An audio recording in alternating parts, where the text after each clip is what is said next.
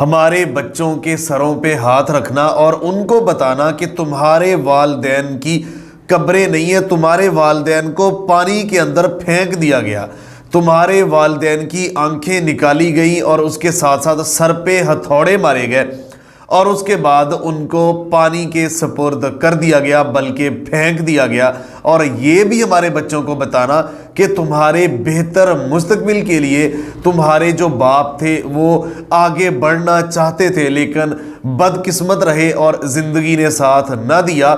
تمہارا مستقبل تابناک اور روشن کرنے کے چکروں میں وہ اپنی زندگی اس نہج تک گنوا بیٹھے کہ ان کی اب دنیا میں قبریں بھی نہیں ہیں، ان کے نام و نشان مٹ چکے ہیں اور ان کی لاشیں سمندر کی پانی کی آغوش میں جا چکی ہیں یا کسی مچھلی کے پیٹ میں جا چکے ہیں۔ ناظرین اکرام، یہ وہ دو بدقسمت کزن ہیں، عاقب اور عاطف، جو کہ مراکش کشتی حادثے کا شکار ہوئے۔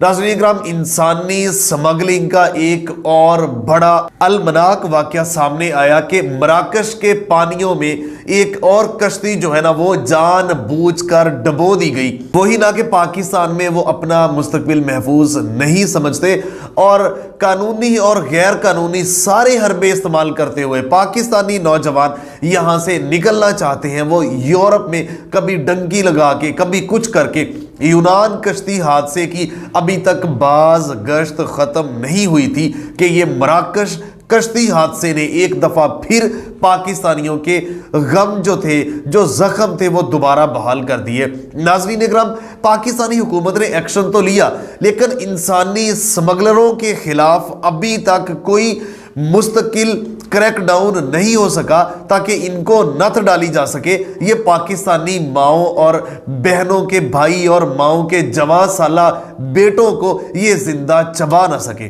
ناظرین اکرام، یہ جو حادثہ ہوا ہے یہ انسانی تاریخ کا بدترین حادثہ ہے۔ بچ جانے والا میر علی اور باقی کچھ جو لوگ چند جو بچے ہیں، انہوں نے کیا کہا ہے، ان کی زبانی جو باتیں سامنے آئی ہیں وہ سن کے کلیجہ پھٹ رہا ہے۔ وہ کہہ رہے ہیں کہ 40 سے 45 پاکستانی اس حادثے کے دوران جو ہے نا وہ زندہ ڈبو دیا گیا، ان کو مار مار کے، ان کی جو نہیں مرے ان کو زندہ ڈبویا اور جو مر گئے ان کی لاشوں کو اندر پھینکا گیا اور جان بوجھ کے وہاں پہ کشتی ڈبوئی گئی اور ان کو ختم کیا گیا۔ وہ بتاتے ہیں کہ ہم نے ایجنٹس کو پیسے دیے اور انہوں نے کہا کہ بائی ایئر لے کے جائیں گے، لیکن اس کے بعد وہ ڈنکی کی جانب چل پڑے۔ آدھا سفر بائی ایئر ہوا، یہ اسپین جانا چاہ رہے تھے۔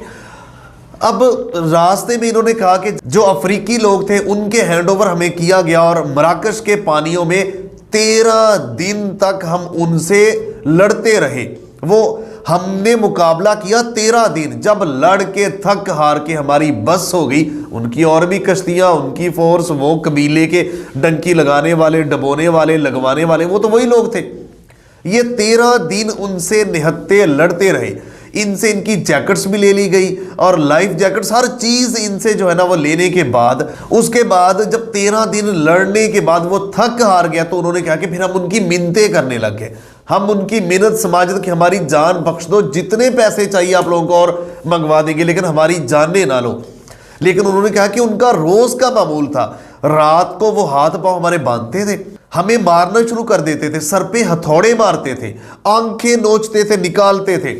جو لوگ کمزور تھے ان کو ایسے ہی پھینک دیتے تھے، جو ذرا طاقتور تھے ان کی آنکھیں نوچتے تھے، ان کو باندھنے کے بعد سر پہ ہتھوڑے مارتے تھے اور ان کو ختم کرنے کے بعد اٹھا کے جب وہ مر جاتے تھے ان کو سمندر میں پھینک دیتے تھے۔ ہمارے سامنے کہتے 40-50 پاکستانیوں کے ساتھ یہ حشر کیا گیا۔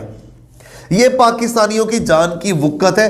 جب دیکھیں باقیوں کو چھوڑ دیں، ہمارے اندر سے اپنے ملے ہوئے ہیں یہ انسانی سمگلر جو پاکستان میں بیٹھے ہوئے ہیں نا، حکومت اور اداروں کو چاہیے کہ ان کو نوچیں، ان کو نکالیں۔ عام شہریوں کے اوپر کریک ڈاؤن کرنے سے بہتر ہے کہ ان جیسے درندوں کو نتھ ڈالیں۔ آپ ہماری سیفٹی کے لیے ہیں۔ تو آئے دور یہ بدقسمت حادثات ہو رہے ہیں، ہوتے آ رہے ہیں، اور اللہ نہ کرے میرے منہ میں خاک، یہ ہوتے رہیں گے جب تک ایکشن نہیں لیا جائے گا۔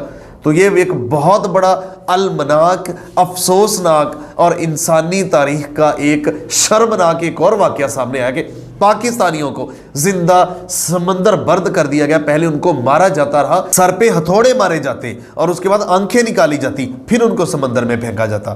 ناظرین اکرام, یہ ہے افسوسناک صورتحال. پھر وہ دو کزن جن کا میں ذکر کر رہا ہوں, اور وہ دو کزنوں نے لوگوں کو کہا کہ جو بھی بچ جائے, جو بھی ہم کشتی میں سے بچ جائے, وہ جا کے ہمارے بچوں کو یہ کہیں کہ آپ کے جو باپ تھے, آپ کے بہتر مستقبل کے لیے انہوں نے اپنی جان گنوا دی اور وہ سمندر میں ان کو مارا گیا, نوچا گیا, کاٹا گیا. ان سے معذرت کرنا کہ ہم آپ کا بہتر مستقبل کے لیے نکلے تو تھے لیکن ہم کامیاب نہیں ہو سکے. ناظرین اکرام, حکومت نے ایکشن تو لیا. اسحاق ڈار جو نائب وزیر اعظم ہیں انہوں نے ایکشن لیا. اب دیکھتے ہیں مزید کیا ہوتا ہے. وزارت خارجہ نے جو بچ گئے ان کی لسٹ جاری کی ہے, اور میں آپ کو بتاتا چلوں کہ یہ 40 سے 50 لوگ ہیں اور بہت سارے لوگوں کی لاشیں بھی مل چکی ہیں, تو باقی جو بچ گئے ہیں ان کی لسٹ بھی آ گئی ہے. تو یہ ہے افسوسناک اور المناک حادثہ. میں پاکستان کے نوجوانوں کو کہوں گا, دیکھیں آپ اس ملک میں رہیں, آپ ہم نہیں بیٹھے ہوئے, دنیا نہیں بیٹھی ہوئی, اس ملک کے مسائل کے ساتھ لڑیں, آپ فائٹ کریں. اس کے بعد آپ اگر مرد کے بچے ہیں نا تو فائٹ کریں یہ پرابلمز. ٹھیک ہے سارا کچھ باہر ہی جانا ہے تو یار کم از کم قانونی طریقے سے جائے نا. اگر آپ کے پاس پیسے نہیں ہیں تو پھر یہاں کام کریں. یہ غیر قانونی طریقے, یہ انسانی سمگلروں کے جب آپ ہتھے چڑھتے ہیں نا, ایسے نام نیاد ایجنٹ جو ہوتے ہیں, ٹریول ایجنٹس, وہ آپ کے ساتھ پھر کھیلتے ہیں, کھلواڑ کرتے ہیں آپ کے جسموں کے ساتھ. بہت سارے واقعات ہو چکے. تو یہ ایک اور اندھا اور المناک واقعہ سامنے آیا. ملتے ہیں ایک نئی سٹوری کے ساتھ, تب تک کے لیے اللہ نے کے بعد. پاکستان ہمیشہ سے.